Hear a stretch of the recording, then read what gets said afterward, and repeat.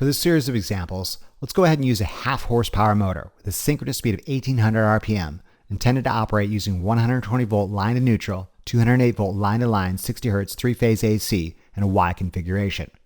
In no load condition, let's say the motor rotates at 1780 RPM, and each winding can be modeled as a resistive component of 15 ohms in series with a reactive component of 50 ohms at the no load speed of 1780 RPM. Let's say the motor experiences 70 volts of counter-electromotive force in opposition to applied voltage. The total impedance presented by each winding is a series combination of the real and reactive components with a value of roughly 52.2 ohms at an angle of 73.3 degrees. Each winding would experience a 120 volt differential in one direction and 70 volts in another, for a total differential of 50 volts.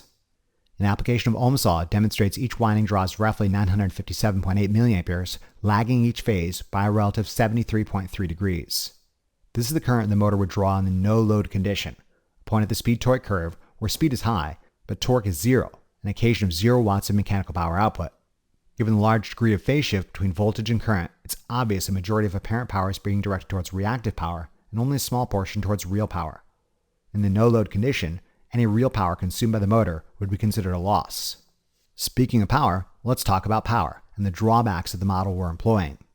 As you are no doubt aware, AC power is the product of voltage times current complex conjugate, where only the relative phase shift between voltage and current is to be considered. Once a user has calculated apparent power, it can then be resolved into its real and reactive components as previously. This method works all the time, even with this model. In ordinary circumstances, there exist two other methods used to calculate AC power, namely current squared times impedance and voltage squared divided by impedance. However, employing this model does not allow the use of these techniques. I say again, you cannot use current squared times impedance or voltage squared divided by impedance to solve for power with this model because these impedance components don't exist. They're just a way of modeling the winding's behavior at different points on the speed-torque curve. To properly calculate power for each winding modeled in this fashion, one must use voltage times current complex conjugate, where only the relative phase shift between voltage and current is to be considered. An application of the AC power formula demonstrates each winding experiences 114.9 volt amperes of apparent power, of which 33 watts is directed towards real power and 110.1 VARs is directed towards a reactive interchange. Total real power is a summation of individual real powers, which yields 99.1 watts. Given the no-load condition is an occasion of 0 torque and 0 watts of mechanical power output, this means 99.1 watts is directed towards losses, like heat, friction, and/or noise. This amounts to an efficiency of 0%. Total reactive power is a summation of individual reactive powers, which yields 330.3 VARs. This is the amount of reactive power cyclically exchanged between the motor and the source to establish the rotating magnetic field necessary for the motor's operation. Finally, let's examine power factor at the no-load condition. As we have observed, there's a substantial phase shift between voltage and current at no-load conditions, and a majority of apparent power is being directed towards a reactive interchange. As such, we should expect a low power factor. Power factor is several things, principally the cosine of the phase shift between voltage and current, and the ratio of real over apparent power. Either calculation results in a power factor of roughly 0.29. Go ahead and copy these results at the no-load condition in your notebook for purposes of later comparison. Let's perform the same analysis at the rated condition. At the rated condition, when the motor produces the rated mechanical power output of half a horsepower, let's say it rotates at 1730 RPM. A unit conversion demonstrates a half horsepower is 373 watts. An algebraic manipulation of the mechanical power formula, solving for torque, demonstrates the motor produces roughly 2.1 newton meters of torque. At the rated condition, let's say each winding can be modeled as a resistive component of 27 ohms in series with a reactive component of 20 ohms. At the reduced rated speed of 1730 RPM, the motor experiences a reduced amount of 67 volts of counter-electromotive force in opposition to applied voltage. The total impedance presented by each winding is a series combination of the real and reactive components for a value of roughly 33.6 ohms at an angle of 36.5 degrees. Each winding experiences a 120 volt differential in one direction and 67 volts in another for a total differential of 53 volts. Not only has each winding impedance magnitude and angle changed, at the reduced rated speed, each winding experiences less counter-electromotive force. All of these changes should result in more current and more apparent power being directed towards real power. Let's see if this is the case. An application of Ohm's law demonstrates each winding draws roughly 1.6 amps, lagging each phase by a relative 36.5 degrees. As we expected, current magnitude increased and phase shift decreased in comparison to the no-load condition. Apparent power is equal to voltage times current complex conjugate. An application of the AC power formula demonstrates each winding experiences 189.3 volt amperes of apparent power, of which roughly 152.1 watts is directed towards real power and 112.7 VARs is directed towards the reactive interchange. Total real power is the summation of individual real powers, which yields 456.3 watts. Given the rated condition is an indication of half horsepower output, or 373 watts output, this results in an efficiency of roughly 81.7%. Total reactive power is a summation of individual reactive powers, which yields 338 VARs. You'll note at the rated condition, the motor consumes a roughly equivalent amount of reactive power in comparison to the no-load condition. This is to be expected. Reactive power consumption is relatively constant. Finally, let's examine power factor at the rated condition. The motor is doing real work, and more of apparent power is being directed towards real power. Phase shift between voltage and current is decreased. As such, we should expect a higher power factor. Either method of calculation results in a power factor of roughly 0.8. In summary, in comparison to the no-load condition, at the rated condition, the motor draws more current, the phase shift between voltage and current decreases, power factor increases, real power consumed by the motor increases, reactive power consumed by the motor only slightly increases, and efficiency increases. Go ahead and copy these results at the rated condition in your notebook for purposes of later comparison. Alright, one more illustrated example, a brief summary, and then we'll call it a day. Let's perform the same calculations at peak mechanical power output. We should expect more of the same with a couple minor variations. Namely, we should expect this motor to draw more current, the phase shift between voltage and current should decrease, power factor should increase, and real power consumed by the motor should increase. The two exceptions we might see is the motor to be less efficient at peak power conditions, and it will most likely draw slightly more reactive power. At the peak mechanical power output condition, let's say this motor can produce 3/4 horsepower output at 1680 RPM. A unit conversion demonstrates 3/4 horsepower is 559.5 watts.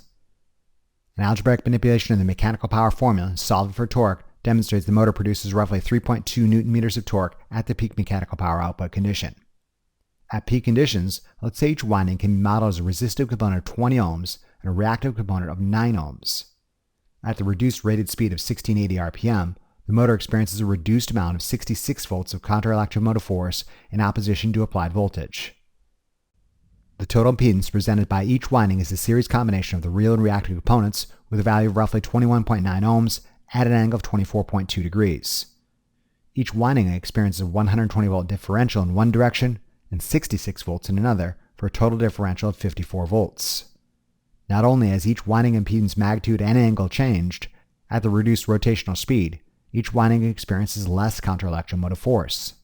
All of these changes should result in more current and more apparent power being directed towards real power. Let's see if this is the case.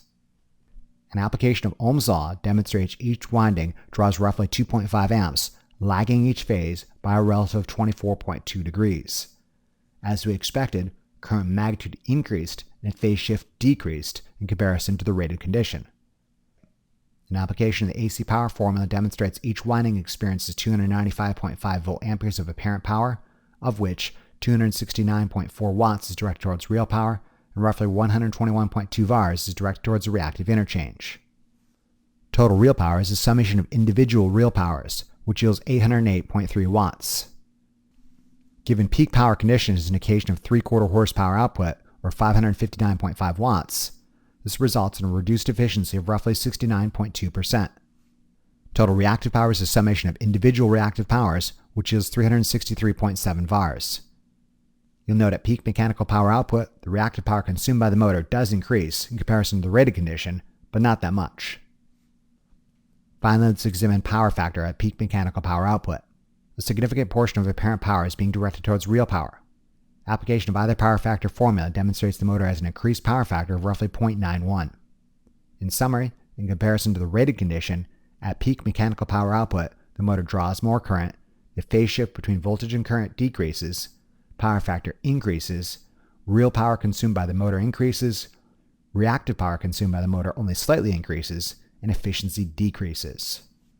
Again, go ahead and copy these results at peak mechanical power output in your notebook for purposes of later comparison. I'm going to save you the trouble of calculating these properties for the rest of the range by summating them in this series of charts. Bust out your notes, compare the data we obtained in the last 3 examples for the no-load, rated, and peak mechanical power output conditions.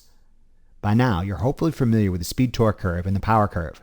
Let's overlay plots of current, real power, efficiency, reactive power, and power factor for the larger span. Let's first take a look at current. At the no-load condition, we found that the motor draws roughly 960 milliamperes. It increases to 1.6 amps at the rated condition and increases again to roughly 2.5 amps at the peak power condition. Inside the breakdown region, where both torque and mechanical power output decreases, current continues to increase until it kind of levels off at, let's say, 6 times the rated current, or roughly 9.6 amps. At locked rotor conditions, i.e. when RPM equals 0, we might expect a momentary inrush surge of roughly 9.6 amps. Let's now look at real power consumed by the motor and efficiency. At no-load conditions, the motor consumes roughly 99 watts of real power, yet yields no mechanical power output for an efficiency of 0%. At rated conditions, we found that the motor consumes an increased amount of roughly 456 watts of real power and yields half a horsepower or 373 watts of mechanical power output for an increased efficiency of 81.7%.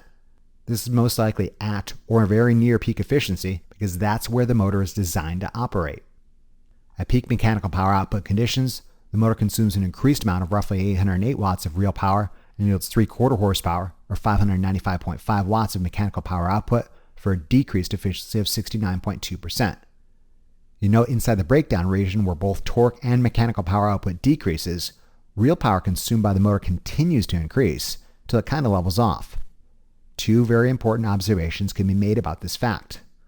1, this region corresponds with decreasing efficiency, reaching 0% at the locked rotor condition, and 2, given increasingly less mechanical power output, any real power consumed by the motor is increasingly directed towards losses. Realize those losses don't disappear into thin air, but rather they go towards self-damage. I say again, real power consumed by the motor in an overload condition isn't being directed towards usable mechanical power output, but rather damage. This is yet another reason one typically operates the motor at rated conditions, and overloads are meant to be momentary in nature. Real power consumed by the motor doesn't go to work, it goes towards heat and damage. Similar observations can be made about reactive power and power factor. At the no-load condition, we found the motor consumes roughly 330 VARs of reactive power, where a significant portion of apparent power is being directed towards its reactive interchange, which corresponds to a low power factor of roughly 0.3. At the rated conditions, we found that the motor consumed a slightly increased amount of 338 VARs of reactive power, and a smaller portion of apparent power is being directed towards this reactive interchange, which corresponds to an increased power factor of roughly 0.8. At peak mechanical power output conditions, we found the motor consumed a slightly increased amount of roughly 360 VARs of reactive power.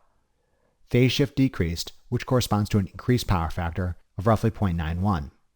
Inside the breakdown region where both torque and mechanical power output decreases, reactive power consumed in the motor continues to slightly increase, until it kind of levels off. Inside this region, the ratio of real and reactive power remains relatively constant, and power factor also kind of flatlines. There you have it. General purpose plots of torque, mechanical power output, current, real and reactive power consumption, efficiency, and power factor for the complete operational range of a squirrel cage induction motor from locked rotor conditions to the rated condition all the way up to no load speed. Again, these general purpose plots are descriptive of most squirrel cage induction motors. However, if you're looking for specific data for a specific motor, it is incumbent upon you to look up the pertinent data on the appropriate manufacturer's datasheet. Most likely, it'll look something like this. Important points to remember. At no load conditions, the motor rotates relatively quickly but produces no torque. This is an occasion of 0 watts of mechanical power output. The motor draws a small amount of current with a large degree of phase shift corresponding to a low power factor. A majority of apparent power consumed by the motor is directed towards a reactive interchange, and the small amount of real power consumed by the motor is directed towards losses. This corresponds to an efficiency of 0%. At rated conditions, the motor rotates at the rated speed. It produces a rated torque and produces the rated mechanical power output. The motor draws the rated amount of current with less phase shift, corresponding to an increased power factor. More of apparent power is being directed towards real power, and reactive power only slightly increases. Most likely, the motor experiences peak efficiency at or around the rated condition. At peak power conditions, it's more of the same with some minor variations. Current increases, power factor increases, real power consumption increases, reactive power slightly increases, only efficiency goes down. Inside the breakdown region, things kind of level out. Only efficiency continues to drop, reaching 0% at locked rotor conditions. In summary, things are as bad as they can get, and they can't get much worse. It's important to realize that this is a region of decreasing mechanical power output, and any real power consumed by the motor is increasingly directed towards losses, and those losses often take the form of increased heat and self-damage. The moral of the story is, don't operate a motor in an overload condition for very long unless your goal is to destroy it. Keep in mind, a manufacturer datasheet may not specify electrical properties for the entire range of operational speeds, but rather limit data to the narrow region around the rated condition. You recall we examined a motor datasheet in the squirrel cage induction motor's mechanical properties lectures that did exactly that. Your job is to be sufficiently aware of what data is being plotted on what axis and discriminating between the numerous types of dashed lines on the plot. Consider one such example of a 3 horsepower Design D squirrel cage induction motor.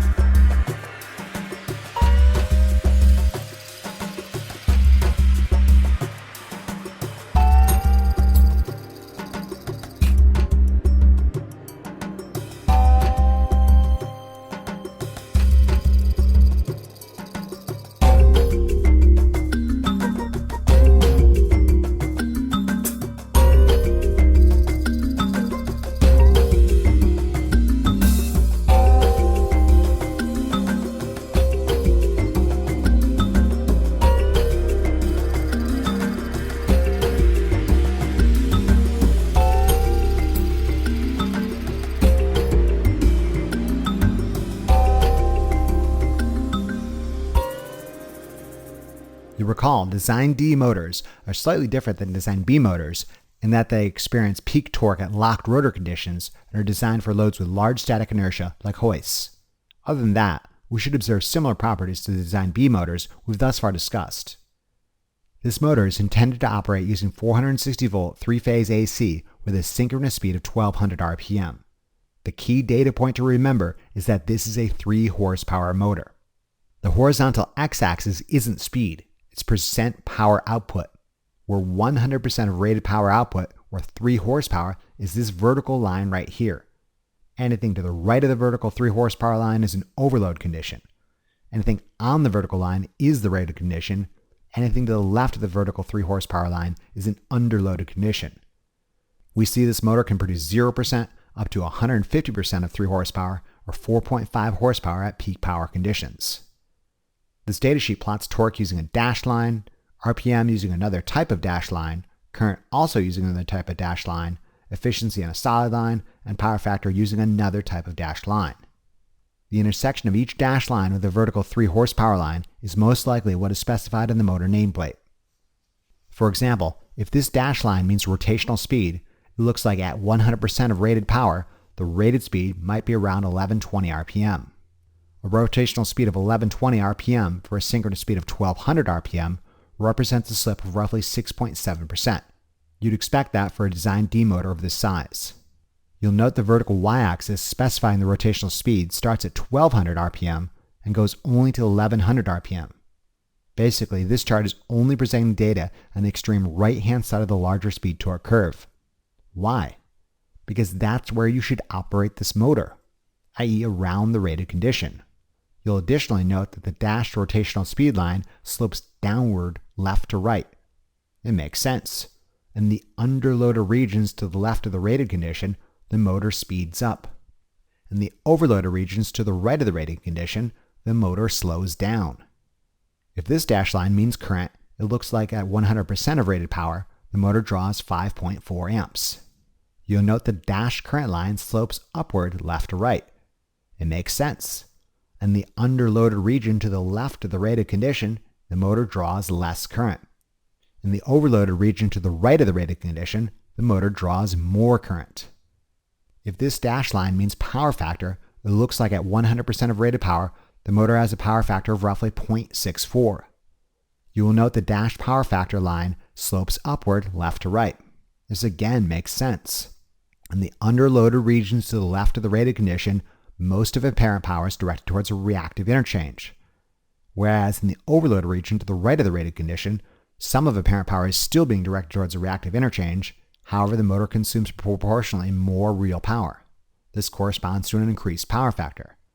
Finally, if this solid line means efficiency, it looks like at 100% of rated power, the motor is roughly 81.5% efficient.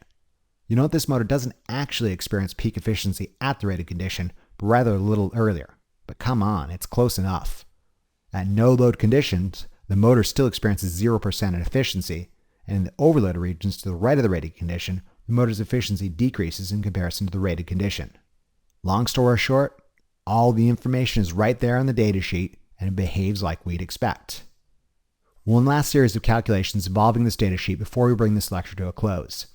On a very basic level, you should understand a motor converts electrical power to mechanical power. Ideally, these figures should meet in the middle somewhere to a reasonable degree of accuracy at any and at all operating conditions. Let's see if this is the case for one such operating condition. Since it's the most important, consider the rated condition. At the rated speed of 1120 RPM, the motor produces the rated mechanical power output of 3 horsepower, where a unit conversion demonstrates 3 horsepower is equal to 2,238 watts. An algebraic manipulation of the mechanical power formula, solving for unknown torque, demonstrates the motor should be producing roughly 19.1 newton meters of torque, where another unit conversion demonstrates 19.1 newton meters is equal to roughly 14.1 foot-pounds of torque. If we follow the intersection of the dash double dash torque curve with the vertical rated condition, we find rated torque to be slightly in excess of 14 foot-pounds, as we'd expect. At the rated condition, the motor is known to have an efficiency of roughly 81.5%. An algebraic manipulation of the efficiency formula, solving for unknown power input, demonstrates the motor must consume at least 2,746 watts of real power to yield the necessary 2,238 watts of output. Let's now examine the electrical properties at the rated condition. Recall the motor draws 5.4 amps at a 0.64 power factor at the rated conditions using 460 volt 3-phase AC. Given this motor is a balanced load, we can make use of the single watt meter method to determine power, where apparent power is square root 3 times line-to-line voltage times line current. Substituting our given values yields 4,302.4 volt amperes, or roughly 4.3 kilovolt amperes of apparent power. Real power is apparent power times power factor. Roughly 4.3 kilovolt amperes times 0.64 yields roughly 2,753.5 watts of real power, extremely close to the 2,746 watts we calculated earlier using mechanical power output and efficiency. It all makes sense. One should be able to use this chart, or something like it, to calculate the same data at other operational points. Importantly, the mechanical and electrical calculations should support each other to a reasonable degree of accuracy. All right, that's about it for today. In conclusion, this lecture examined the electrical properties of squirrel cage induction motors at and at other than the rated conditions. We examined current, real power, efficiency, reactive power, and power factor. Additionally, we introduced a simplified model of a motor winding, including counter-electromotive force, and inspected and learned how to interpret a motor datasheet. Remember to review these concepts as often as you need to really drive it home. Imagine how well a lab will go if you know what you're doing. Thank you very much for your attention and interest, and we'll see you again during the next lecture of our series. Remember to tell your Lazy Lab partner about this resource, and be sure to check out the Big Bad Tech channel for additional resources and updates.